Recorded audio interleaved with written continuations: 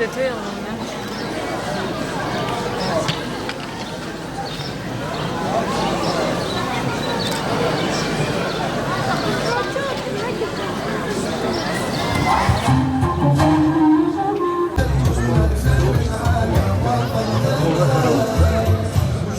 Bismillahirrahmanirrahim.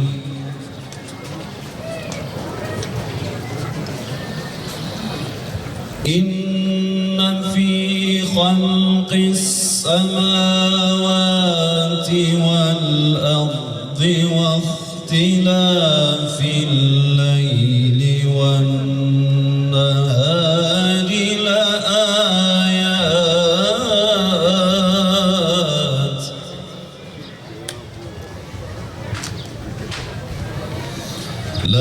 لآيات لأولي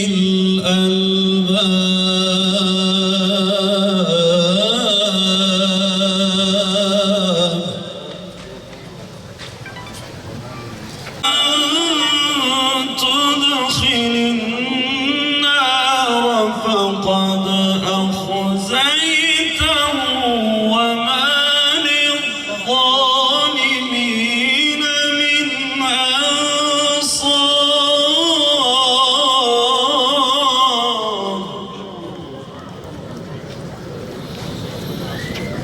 ربنا Sultan Şeyh Musa veya Şeyh Mus dediğimiz bu büyük zatın bu büyük külliyesinde bulunmaktan büyük mutluluk duyuyorum.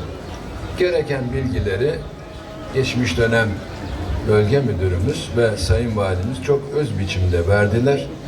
Bu sıcakta bu güneşin altında tekrarlamaya gerek yok.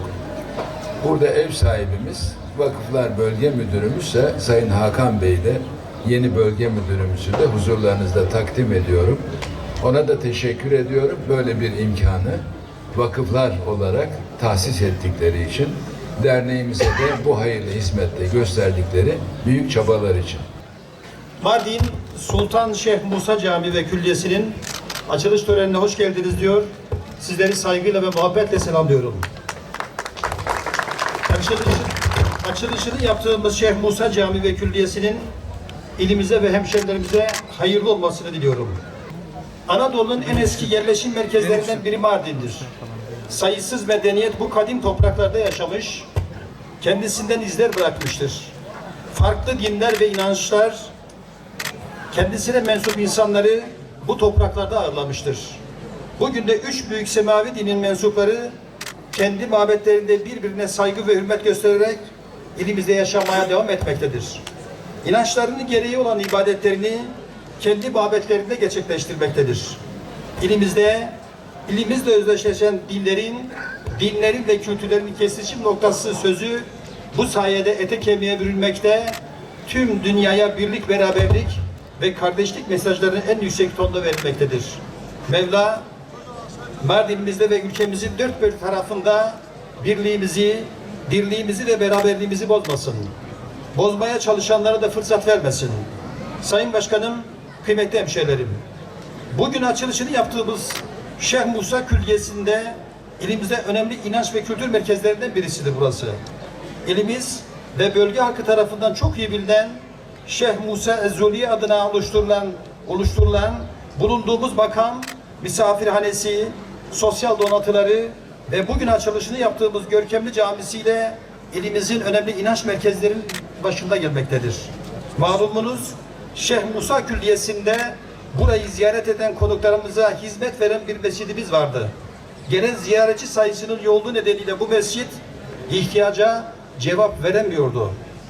Vakıflar Bölge Müdürlüğümüz ile Sultan Şeyh Musa Camii ve Külliyesi Yaptırma ve Yaşatma Derneği arasında yapılan protokol neticesinde işte bugün açılışını gerçekleştirdiğimiz camimiz inşa edilmiştir.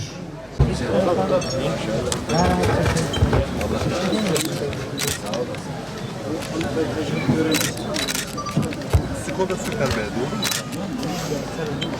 Evet. Tamam. Şimdi Mineşşeytanirracim. Bismillahirrahmanirrahim. Elhamdülillahi Rabbil alemin ve salatu ve selamu ala Resulina Muhammedin ve ala alihi ve sahbihi ecma'in. Allahümme Rabbena ya Rabbena teqabbel minna inneke entes semi'ul alim ve tub aleyna ya Mevlana inneke entet tevvabur rahim. Ya Rabbel alemin ve ya Erhamer rahimin. Üzerine güneşin doğduğu en hayırlı günde, Cuma gününde, icabet saatinde, caminin gölgesinde bizleri burada buluşturdun. Beytullah'a bir şube, tevhide çağrısını minarelerden yapıldığı bir mabedin, bir caminin açılışında bizleri bir araya getirdin. Sana hamdü senalar olsun. Ya Rabbel Alemin. Sultan Şeyh Musa camimizi, bu beldemize, Mardinimize, Artuklu'muza hayırlı, uğurlu ve mübarek eyle.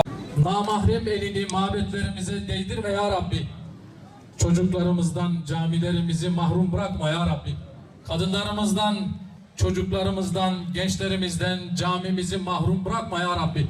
Ezanlar okunurken ilahi davete icabet edebilmeyi, mümin kardeşlerimizle birlikte aynı safta sana kulluğun en güzelini arz edebilmeyi bizlere nasip eyle. Camimizin cemaat